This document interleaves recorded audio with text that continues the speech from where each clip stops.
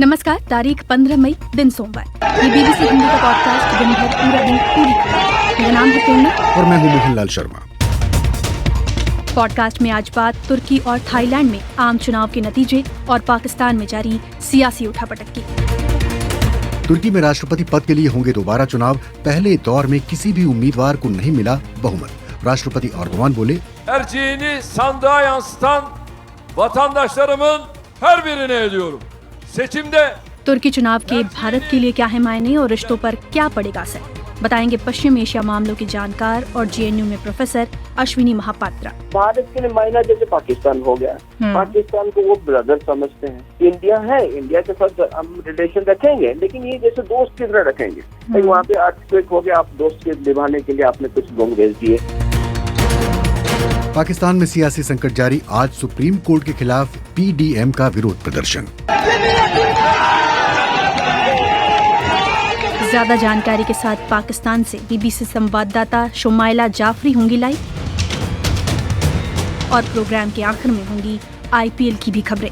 लेकिन इन सबसे पहले देश दुनिया का हाल जानिए मोहनलाल शर्मा से।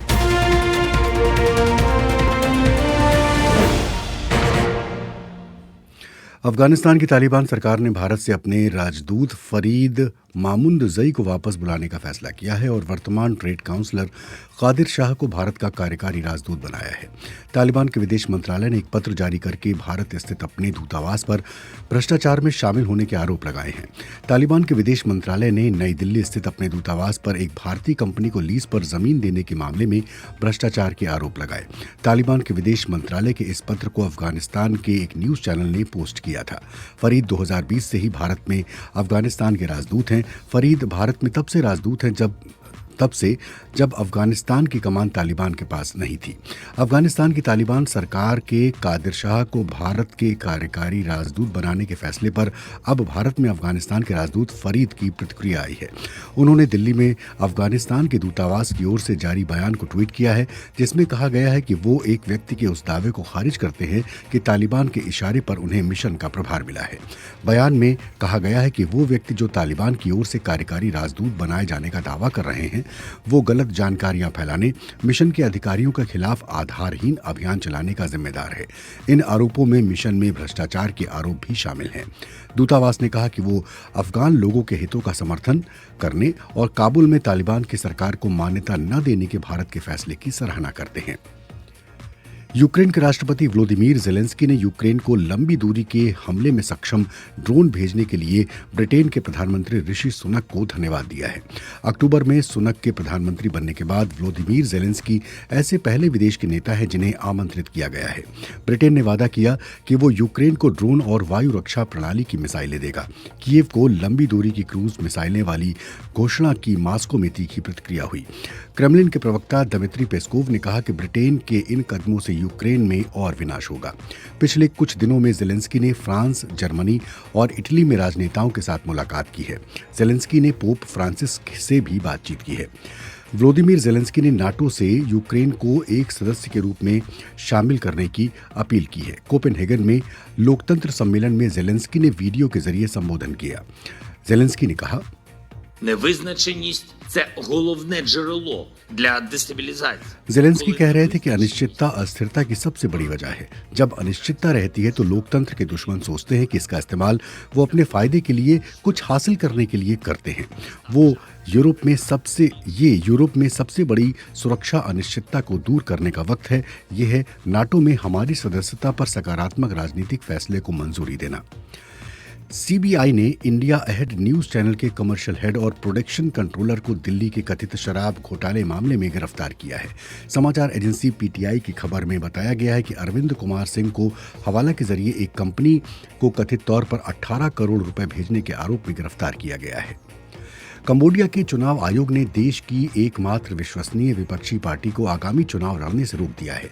एक बयान में उन्होंने कहा कि कैंडल लाइट पार्टी अनावश्यक दस्तावेज उपलब्ध कराने में विफल रही है। जुलाई में होने वाले चुनाव में प्रधानमंत्री हू सेन की सरकार फिर से वापस सत्ता में आ जाएगी, जिन्होंने लगभग 40 सालों तक कंबोडिया पर शासन किया। मार्च में उनके मुख्य प्रतिद्वंदी विपक्षी नेता केम सोखा को चुनाव लड़ने से प्रतिबंधित कर दिया गया है और देशद्रोह के आरोप में 27 साल साल की कैद की सजा सुनाई है। ये विपक्षी आवाजों पर व्यापक कार्रवाई का हिस्सा था। पश्चिमी सरकारों और मानवाधिकार समूहों ने कंबोडिया में लोकतंत्र का गला घोटने की आलोचना की है। और पाकिस्तान क्रिकेट बोर्ड की मैनेजिंग कमेटी के प्रमुख नजम सेठी ने कहा है कि इस बात की बहुत संभावना है कि अगर पाकिस्तान से एशिया कप की मेजबानी के अधिकार लिए जाते हैं तो वो वर्ल्ड कप का बहिष्कार कर सकता है।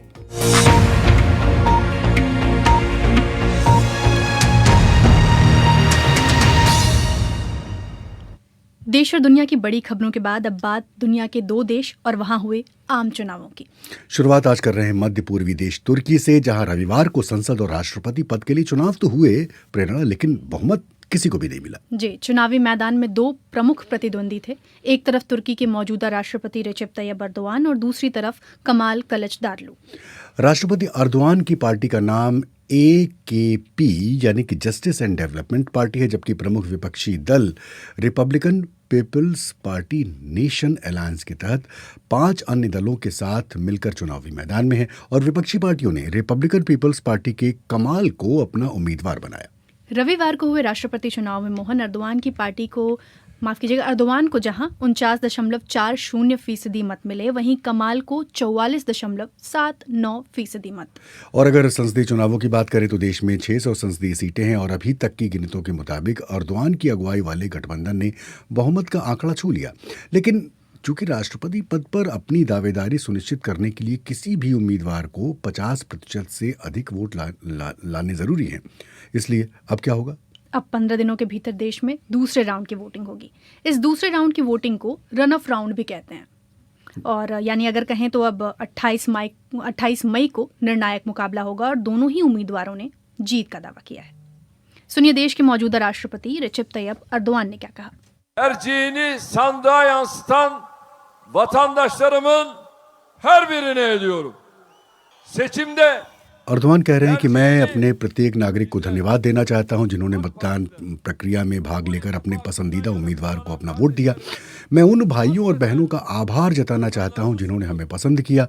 वोटों की तादाद और चुनाव तालिकाओं के परिणामों ने दिखा दिया कि विजेता निर्विवाद रूप से हमारा देश रहा है, हमारा राष्ट्र रहा है। और तुर्की ने एक बार फिर से साबित कर दिया कि वो दुनिया के सर्वश्रेष्ठ लोकतंत्रों में से एक है और जहां नागरिकों को स्वतंत्र तौर पर अपने उम्मीदवार चुनने का हक है।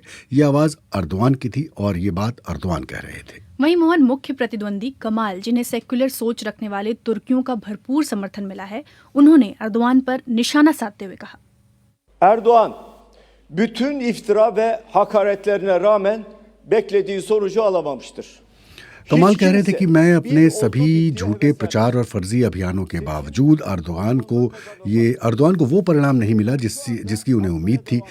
किसी को भी अति उत्साहित नहीं होना चाहिए। हम निश्चित रूप से दूसरे दौर में चुनाव जीतेंगे और हर कोई इसका जो है वो गवाह बनेगा। ये जो मुख्य प्रतिद्वंदी हैं कमाल, उनके शब्द। वहीं तुर्की के आम लोग इस बटे हुए मैंडेट और दूसरे राउंड के चुनाव को लेकर क्या सोचते हैं, यही समझने के लिए सुनिए गुलतेकिन येतिम को, जो इस्तांबुल में रहते हैं और उनका मानना है कि कोई भी पार्टी अपनी जीत को लेकर सुनिश्चित नहीं हो सकती। Şu anda hiçbir siyasi partinin bu durumdan memnun olduğunu düşünmüyorum. Bizler de aynıyız. मुझे नहीं लगता कि कोई भी राजनीतिक दल इस मौजूदा स्थिति से खुश है। हम उसी स्थिति में हैं। बेशक हर कोई अपनी पार्टी या राष्ट्रपति पद के उम्मीदवार को जीतना देखना चाहेगा और हम ये देखेंगे कि हम 15 दिनों में फिर से मतदान कब करेंगे। और मैं ये भी कह रहा हूँ कि लोगों को सोचने का वक्त दिया गया है। ये आवाज़ जो इस्तांबुल में रहते हैं गुलतेकिन येतिम की थी। पर मोहन, यहाँ ना 2 तरह के सवाल उठते हैं। एक ये कि तुर्की की चुनावी प्रक्रिया क्या है, कैसे राष्ट्रपति को चुना जाता है, और क्या देश के चुनावी इतिहास में पहले भी कभी ऐसी नौबत आई है कि सेकेंड राउंड ऑफ की जरूरत पड़े। मैंने पूछा पश्चिम एशिया मामलों की जानकार और JNU में प्रोफेसर अश्विनी महापात्रा से। देखिए, ये जो इलेक्शन हुआ, डायरेक्ट प्रेसिडेंशियल इलेक्शन जो है, दूसरी बार हुआ है 2018 जो है कॉन्स्टिट्यूशन चेंज करने के बाद। इस एर्दोआन ने कॉन्स्टिट्यूशन चेंज किए थे। इस तरह का जो थ्रेशोल्ड है ना कि कैंडिडेट को 50% की उससे ऊपर रखेंगे तो उनको डायरेक्ट इलेक्टेड होंगे, उनसे कम होगा तो पहले 2 कैंडिडेट्स वो फिर सेकंड रन ऑफ इलेक्शन होगा जी 2 हफ्ते के बाद, जैसे 28 तारीख मई को, मई 28 को फिर होगा। जो श्रोता नहीं जानते हैं उन्हें थोड़ा समझाएं कि पहले क्या चुनावी प्रक्रिया थी और अब जो चुनावी प्रक्रिया बदली है, जैसा कि आप जिक्र कर रहे हैं, उसके बाद से क्या चेंजेस हुए? टर्की में पहले एक पार्लियामेंट्री फॉर्म ऑफ गवर्नमेंट था, वो 4 साल के अंदर वहाँ पे चुनाव होता था। अच्छा, वहाँ पे देखिए प्रेसिडेंट होते थे, जैसे इंडिया में एक प्रेसिडेंट है जी, जिसको हम नॉमिनल प्रेसिडेंट कहते हैं, रिपब्लिक के हेड कहते हैं, लेकिन prime minister for all practical purpose उन्हीं के पास रहता है पावर, है ना। तो उसको पार्लियामेंट्री फॉर्म ऑफ गवर्नमेंट कहते हैं। उस गवर्नमेंट को वो चेंज कर दिए जब वो प्रेसिडेंट बने 18 में, एक के रेफरेंडम में उनको सपोर्ट मिला, तो ये कॉन्स्टिट्यूशन बदला गया। कॉन्स्टिट्यूशन बदलने के बाद क्या होता है कि टर्की का जो प्रेसिडेंट बना वो अमेरिका प्रेसिडेंट के बराबर है, कि फ्रेंच प्रेसिडेंट के बराबर है ना। अब वो डायरेक्टली इलेक्टेड होंगे बाय द पीपल। ओके। पहले पार्लियामेंट्री फॉर्म गवर्नमेंट था, वहाँ पे जो प्रेसिडेंशियल इलेक्शन होता था वैसे होता था इसी तरीके से, लेकिन प्रेसिडेंट के इतना कोई पावर नहीं था। वो होता 1982 कॉन्स्टिट्यूशन बना था टर्की में। वो 1980 सितंबर 12 को टर्की में एक मिलिट्री कू हुआ था। उसके बाद 1982 में जिसको कहते हैं टर्की का थर्ड कॉन्स्टिट्यूशन, वो चला था। और ये 2018 में आपको याद होगा कि दुकान करीब 2003 में उनको राइज होता है AKP पार्टी कहते हैं। वो AKP पार्टी पहले नहीं था और नया नया उनको बनाए। उनके बाद फिर उनके एक पावर चुनाव में जीतते हैं, फिर उनको राइज होता है। वो 20 साल करीब अभी तक सत्ता पे है। वो जो चाहते हैं जैसे करते हैं, उनको कोई चैलेंज करने वाला नहीं है। जो चैलेंज करता है उनको वो क्रश कर देते हैं। इवन मीडिया की फ्रीडम नहीं है वहाँ पे। जो अपोजिशन वाले होते हैं उनको जेल में ठोक देते हैं। जुडिशरी को ऐसे अपने अलग कर दिए। पहले जुडिशरी का अलग था, उसको भी अपने कंट्रोल में लाए। तो ये जो चुनाव था बेसिकली उनके जो एक क्षेत्रवाद जो राजनीति है, डेमोक्रेसी है, चुनाव है, लेकिन डेमोक्रेटिक इंस्टीट्यूशन वहाँ पे ठीक से काम नहीं करते हैं। ये चुनाव में सबसे बड़े मुद्दा था और जितने सारे अपोजिशन पार्टी थे वो इकट्ठे हुए पहली बार। अब वो कहेगी कि उनको हम ओपोज करेंगे और जैसे वो सत्ता से हट जाते हैं, जैसे पहले इस टर्की में जो पार्लियामेंट्री फॉर्म ऑफ गवर्नमेंट था उसको रेस्टोर करेंगे और प्रेसिडेंट की जो सेंट्रलाइज पावर है उसको कम करेंगे। इस तरीके से उनकी जो पॉलिटिकल कैंपेन अपोजिशन पार्टी की उसी में चला है। लेकिन प्रेरणा, सवाल ये है कि तुर्की के चुनाव भारत के लिए क्या मायने रखते हैं और क्यों ये महत्वपूर्ण है ये चुनाव? और अगर एर्दोगान की वापसी होती है और जिसकी संभावना ज़्यादा लग रही है, तो भारत के साथ संबंधों पर इसका क्या असर पड़ता है? और अगर कमाल राष्ट्रपति बनते हैं तो तुर्की के पाकिस्तान परस्त रुख में कोई बदलाव आएगा क्या? सुनिए अश्विनी महापात्रा क्या कहते हैं। कमाल के आने में पहले बता रहा हूँ, ये संभावना होता है कि वो रिपब्लिकन पीपुल्स पार्टी से होते हैं। रिपब्लिकन पीपल्स पार्टी जो पार्टी है उसको ओरिजिनली जो टर्की बनाए थे मुस्तफा कमाल अतातुर्क की पार्टी है ना। उस पार्टी का जो आइडियोलॉजी है सेक्युलरिज्म है। उनकी सेक्युलरिज्म हमसे भी ज्यादा कड़वा है, कंप्लीट सेपरेशन है। वहाँ पे रिलीजन नाम का कुछ रहता नहीं है ना। और ये एर्दोगान जो वो कहीं ना कहीं लगता है कि वो मुझे लगता है कि उनकी जो पॉलिटिकल कैंपेन है ये है कि टर्की पहले जैसे था एक इस्लामिक एम्पायर। हाँ, ऑटोमन एम्पायर, वहाँ पे इस्लामी सब कुछ आपको रूल करता था, गाइड कर, उस तरीके से रेस्टोर करना चाहते हैं, है ना। तो ये बात है। तो इसी की जो वहीं से यहाँ से शुरू होता है उनका जो पॉलिटिकल एम्बिशन और फॉरेन पॉलिसी एम्बिशन जो है, वो फॉरेन पॉलिसी ऐसे चलाना चाहते हैं कि जहाँ पे भी मुस्लिम मेजोरिटी कंट्री है इंक्लूडिंग पाकिस्तान, वहाँ पे उनके प्रभाव बढ़े। भारत के लिए मायना जैसे पाकिस्तान हो गया, पाकिस्तान को वो ब्रदर समझते हैं, है ना। इंडिया है, इंडिया के साथ हम रिलेशन रखेंगे, लेकिन ये जैसे दोस्त की तरह रखेंगे। वहाँ पे अर्थक्वेक हो गया, आप दोस्त के निभाने के लिए आपने कुछ लोग भेज दिए, है ना, उनको सपोर्ट करने के लिए। तो आपको कुछ इस तरीके से नेचुरल कैलाब में तो वो कुछ भेज दे। लेकिन पाकिस्तान उनकी जो विजन में, उनकी जो पर्सपेक्टिव है, वो एक फ्रेंड है, एक सॉरी भाई है, ब्रदर, इसीलिए कि वहाँ के पाकिस्तान की मुसलमान जो है वो मुस्लिम कंट्री है। उनको हेल्प करना, उनको सपोर्ट करना इंडिया के खिलाफ कश्मीर इश्यू पे उनका एक फर्ज बनता है, इनकी ड्यूटी बनता है। ये फर्ज। तो इस कंटेक्स्ट में देखोगे कहीं न कहीं एर्दोगान पावर में रहे तो इंडिया के साथ इस तरह का रिलेशन ज्यादा कुछ अच्छा बदलने का कोई चांस है नहीं। लेकिन एट द सेम टाइम मैं अभी 15 साल से जैसे आप देखोगे एर्दोगान का फॉरेन पॉलिसी, मुझे कभी लगता है कि टर्न एंड ट्विस्ट होता है। ये उसमें कंसिस्टेंसी नहीं दिखता है। आज का डेट में वो कहते हैं कि पुतिन उनका सबसे बड़े दोस्त है। 5 साल पहले पुतिन के साथ उनका प्रॉब्लम था, है ना। कुछ साल पहले वो कहते थे कि हम जीरो प्रॉब्लम रखेंगे अपने नेबरिंग कंट्री के साथ, टर्की, सीरिया और ईरान के साथ।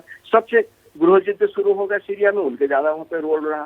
तो कहते हैं कि हम स्वीडन और फिनलैंड को हम नेटो में नहीं लेंगे, लेकिन प्रेशर में उसको दे देते हैं। तो ये भी एक स्थिति बन सकता है given the Turkey's economic crisis today, कि ये कहीं, मैं तो नहीं कहूँगा पाकिस्तान में डंप कर देगा, लेकिन पाकिस्तान से डिस्टेंस बना के कहेंगे चलो यहाँ पे कुछ इकोनॉमिक ग्रुपिंग बनाते हैं, Saudi Arabia, Turkey, India, UAE together, नहीं तो Iran, China, Russia, Turkey together. इस तरह का भी एक ऑप्शन हो सकता है, क्योंकि फॉरेन पॉलिसी तो अपने नेशनल इंटरेस्ट पे होता है, हर टाइम तो इडियोलॉजी में चलता नहीं है ना। तो ये एक संभावना मैं देखता हूँ, लेकिन आज के दिन में उनकी जो पाकिस्तान के साथ सपोर्ट है, ये because not a strategic ally, more A brother country. तो ये अश्विनी महापात्रा थे जिनका आप विश्लेषण सुन रहे थे। तो तुर्की के चुनावी नतीजे, सेकेंड राउंड ऑफ इलेक्शन और भारत तुर्की के संबंधों पर हमने बात की। अगर हम आगे बढ़ें और बात करें एशियाई देश थाईलैंड की, तो वहाँ भी आम चुनाव हुए हैं और वहाँ के जो चुनावी नतीजे हैं उनकी भी खूब चर्चा है। असल में मोहन, देश के आम चुनाव में लोकतांत्रिक विपक्षी पार्टियों की बम्पर जीत हुई है, जो कि ऐतिहासिक पल है, क्योंकि इससे पहले साल 2014 में थाईलैंड सेना ने लोगों की चुनी हुई सरकार को हटाकर एक रूढ़िवादी पार्टी को सत्ता सौंप दी थी। उसके बाद से थाईलैंड की सत्ता पर सेना का दबदबा है। लेकिन अब उन्हें मूव फॉरवर्ड और फ्यू थाई जैसे दलों से कड़ी चुनौती मिली है और दोनों ही पार्टियां सैन्य शासन का विरोध करती रही हैं। मूव फॉरवर्ड पार्टी का नेतृत्व टेक्नोलॉजी सेक्टर के बड़े अधिकारी रह चुके पिता लिम जो जारो नार्थ कर रहे हैं, जबकि फ्यू थाई पार्टी का नेतृत्व जो है वो पेंतोग नार्थ चिनावट कर रही हैं और वो पूर्व प्रधानमंत्री जो थैक्सिन थे उनकी बेटी हैं। जी, थाईलैंड में इस चुनाव को देश की राजनीति का टर्निंग पॉइंट कहा जा रहा है। रविवार को हुए मतदान और आए नतीजों से साफ है कि लोगों ने सेना के प्रभाव वाली राजनीति को नकार दिया है। लेकिन नतीजे विपक्षी पार्टियों के फेवर में आने के बाद भी अभी सत्ता की राह जो है वो आसान नहीं है और सेना की ओर से किसी न किसी हस्तक्षेप की संभावना जताई जा रही है। अभी देखना होगा कि आने वाले दिनों में इस देश में क्या होता है और बात आगे कहां तक जाती है। ये बीबीसी हिंदी का पॉडकास्ट दिन भर पूरा दिन पूरी खबर है। भारत के लिए मायना जैसे पाकिस्तान हो गया, पाकिस्तान को वो ब्रदर समझते हैं। इंडिया है, इंडिया के साथ हम रिलेशन रखेंगे, लेकिन ये जैसे दोस्त की तरह रखेंगे।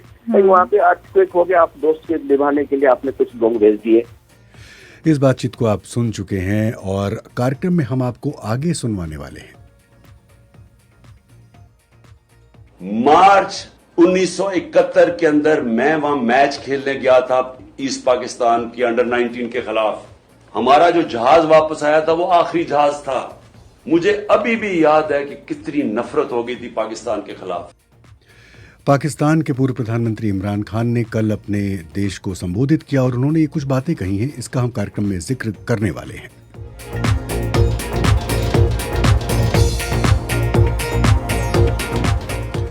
लेकिन अब हमारी नज़र फेसबुक पर आपकी टिप्पणियों पर है और प्रेरणा आप यूट्यूब देखे हुए हैं। जी बिल्कुल, आप शुरुआत करें। शुरुआत तो ये कह रहे हैं, कुलदीप सिंह जाखड़ कह रहे हैं दुनिया जहान बहुत जानकारी भरा लगा। अरे भाई, आपने दुनिया जहां अभी कब सुन लिया? मेरे ख्याल से कल के प्रोग्राम की बात कर रहे हैं। और जो कि अगले दुनिया जहान का एपिसोड, अगले दुनिया जहान का जो एपिसोड आने वाला है वो मैं अभी से आपको बता दूं, वो तुर्की पर होगा और तुर्की में ये जो चुनाव हो रहे हैं उस पर वहाँ की क्या राजनीति है ये हम आप तक लाएंगे अगले हफ्ते। जी, वहीं अगर मैं यूट्यूब की बात करूं मोहन, तो मनोहर चमोली, प्रशांत बदोला, दिलशाद उस्मानी, शंभू शरण, तनु कुमारी, शान मोहम्मद, ऐसे कई श्रोता हैं जिनका मैं नाम लेने की कोशिश कर रही हूँ एक एक करके। हाँ। और राकेश दुबे लिख रहे हैं, जो कि ये टिप्पणी मुझे बड़ी पसंद आ रही है। वो लिख रहे हैं कि प्रतियोगी छात्रों के लिए बीबीसी वरदान है और मैं आप लोगों से, ये जो श्रोता हैं, हम आपसे बार बार कहते हैं कि खासकर अगर आप अपना करंट अफेयर सुधारना चाहते हैं, आप जानना चाहते हैं कि देश दुनिया में क्या कुछ हो रहा है, तो उसके लिए आपको इससे बेहतर प्रोग्राम आपको नहीं मिलेगा। अब ये ना समझिएगा हम सिर्फ इसलिए कह रहे हैं क्योंकि आप जब चीज़ों को सुनते हैं तो उन्हें जल्दी से जल्दी आत्मसात करते हैं। तो इसी तरह से इस प्रोग्राम को सुनते रहिए और लोगों से भी कहें कि वो इस प्रोग्राम को सुने, खासकर जो लोग प्रतियोगी परीक्षाओं की तैयारी कर रहे हैं। आप सुन रहे हैं बीबीसी हिंदी का पॉडकास्ट दिन भर पूरा दिन पूरी खबर। मोहन, पाकिस्तान का सियासी संकट खत्म होने का नाम नहीं ले रहा। पाकिस्तान के पूर्व प्रधानमंत्री इमरान खान को सुप्रीम कोर्ट से राहत तो मिली, लेकिन सत्ताधारी पीडीएम यानी पाकिस्तान डेमोक्रेटिक मूवमेंट जो है उसको ये रास नहीं आया। पीडीएम के एक कार्यकर्ता आज इस्लामाबाद में सुप्रीम कोर्ट के बाहर विरोध प्रदर्शन करते नजर आए।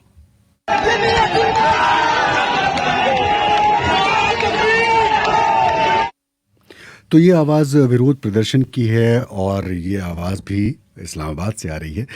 दरअसल ये जो पीडीएम है ये 13 राजनीतिक दलों का गठबंधन है और मौलाना फजल उर रहमान इसके प्रमुख हैं। रहमान ने शुक्रवार को ही घोषणा की थी कि वो पाकिस्तान के सुप्रीम कोर्ट के मुख्य न्यायाधीश जस्टिस उमर अता बंदियाल के खिलाफ धरने पर बैठेंगे। जस्टिस बंदियाल ने इमरान खान को गिरफ्तार करने को अवैध बताया था और रिहा करने का आदेश दिया था। इस्लामाबाद पुलिस का कहना है कि प्रदर्शनकारियों ने रेड जोन का उल्लंघन किया है, लेकिन हालात काबू में हैं।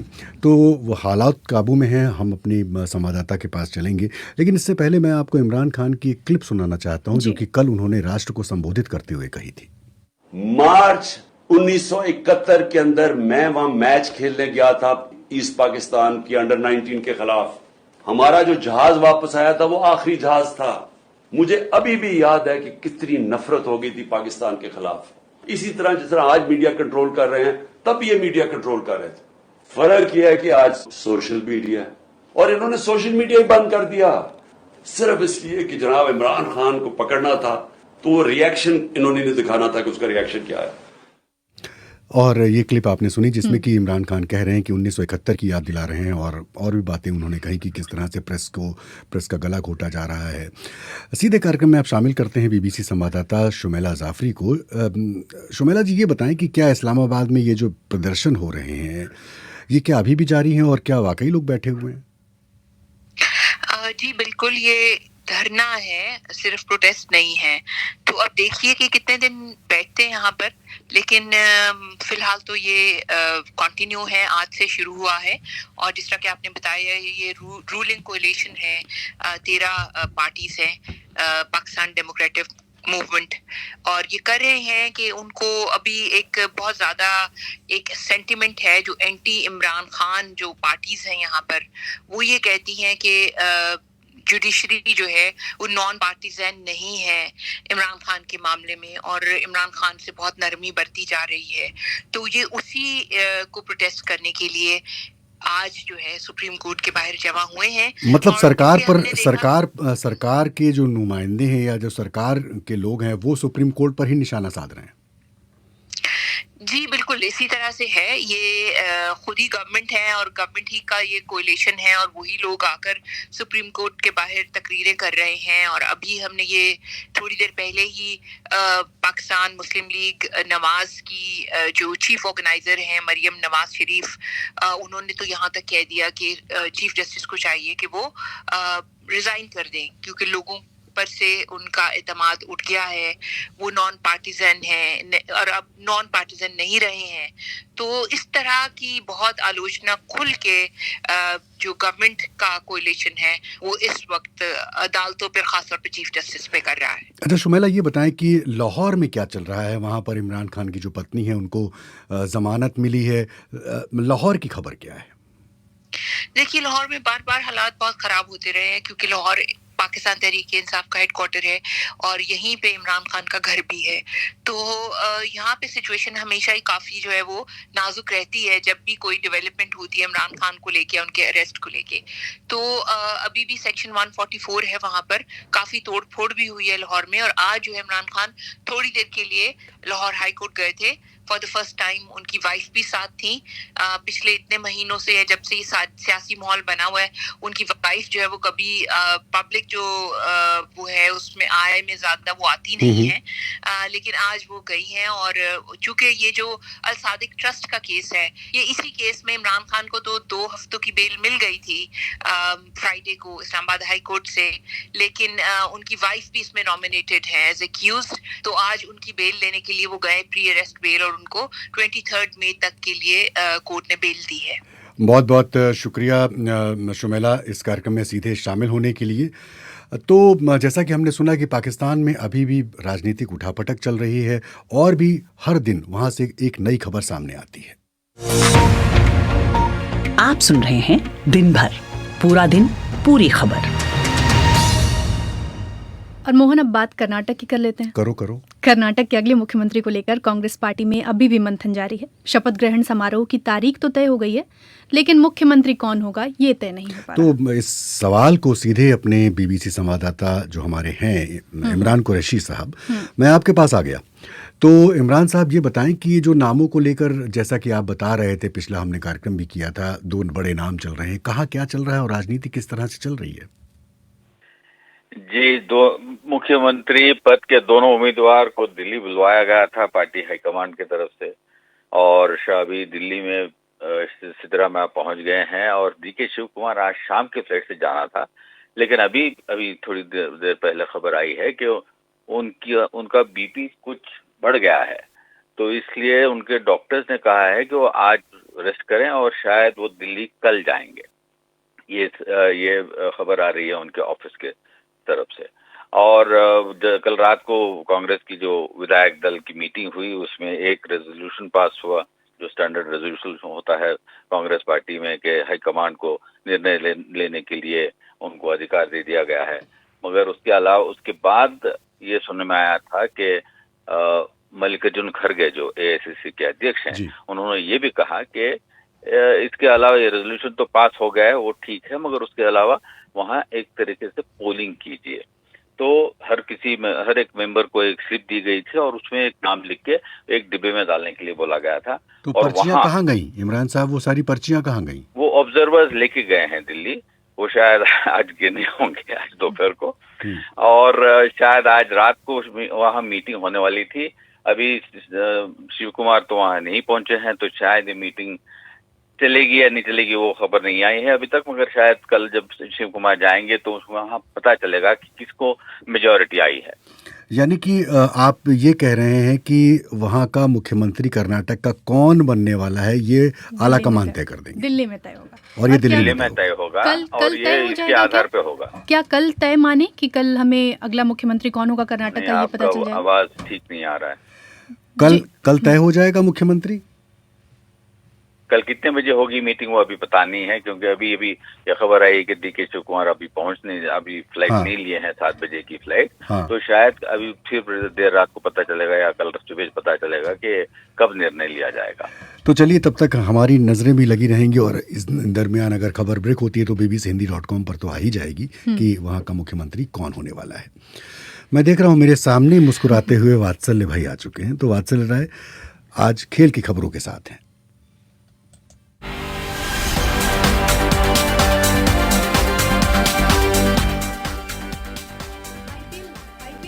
किसका मैच है वात्सल्य जी, और क्या कुछ अपडेट है फिलहाल?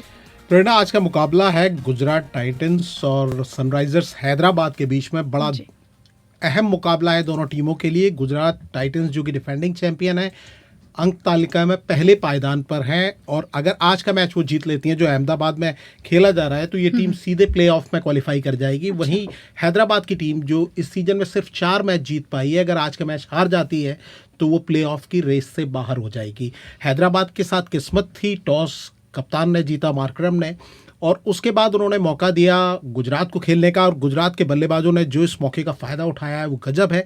साहा बिना कोई रन बनाए आउट हो गए, लेकिन उसके बाद शुभमन गिल ने मोर्चा संभाला। अभी तक 13 गेंद में 31 रन बना चुके हैं, 5 चौके जमाए। शुभमन गिल किस तरह के प्लेयर हैं सभी जानते हैं, ज़बरदस्त ओपनर है, उनका साथ दे रहे हैं। साई सुदर्शन 18 गेंद में 21 रन बना चुके हैं, और गुजरात का स्कोर अभी जो है 5 ओवर और 3 गेंदें फेंकी जा चुकी हैं, 60 रन 1 विकेट के नुकसान पर। तो गुजरात की टीम अभी हावी लग रही है। कल के मैच की एक तस्वीर जिस पर आपने एक बेहतरीन कॉपी लिखी है, उस तस्वीर का अगर जिक्र हो जाए तो? वो तस्वीर कुछ अलग सी थी। नॉर्मली आप ऐसा देखते नहीं है। सुनील गावस्कर जो बहुत बड़े लीजेंड है क्रिकेट के, भारतीय क्रिकेट के शायद सबसे पहले सुपरस्टार हैं, वो मैच में कमेंट्री कर रहे थे, और ये माना जा रहा है कि महेंद्र सिंह धोनी, हालांकि उन्होंने फॉर्मली कोई अनाउंसमेंट नहीं किया है, लेकिन शायद वो चेन्नई के मैदान पर अपना बतौर खिलाड़ी आखिरी मैच खेल रहे थे सीएसके का। वो मैच उनकी टीम हार गई, और उसके बाद वो लोग दर्शकों का शुक्रिया अदा करने के लिए मैदान में घूम रहे थे, और गावस्कर कमेंट्री कर रहे थे। इसी बीच में गावस्कर दौड़ते हुए धोनी के पास पहुंचे, और उन्होंने अपनी शर्ट आगे की और ऑटोग्राफ मांगा। तो ये बहुत ही छू लेने वाला लम्हा था, क्योंकि गावस्कर खुद ही अपने आप में एक लीजेंड है, जिनको देखकर तमाम प्लेयर्स क्रिकेट खेलने की तरफ बढ़े, और वो धोनी के पास आए। तो ये बताता है कि धोनी आज के दौर के कितने बड़े खिलाड़ी हैं। आपने अगर ये खबर नहीं पढ़ी है वात्सल्य राय की, तो bbchindy.com के पन्ने पर ये खबर उपलब्ध है। पूरी विस्तार से जानकारी पढ़ने के लिए आप वहां पर आ जाएं। मैच तो खत्म होगा, लेकिन हमारा कार्यक्रम तो खत्म हो रहा है। और जब हमारा कार्यक्रम खत्म होगा तब हम आपको स्कोर नहीं बता पाएंगे। उसके लिए फिर से आपको आना पड़ेगा हमारी .com पर। तब तक मुझे यानी प्रेरणा और मोहनलाल शर्मा को दें इजाजत। हाँ, इस बीच स्टूडियो की जिम्मेदारी थी रविशंकर कुमार के पास। कल आपसे फिर होगी मुलाकात, तब तक के लिए विदा। नमस्कार। नमस्कार।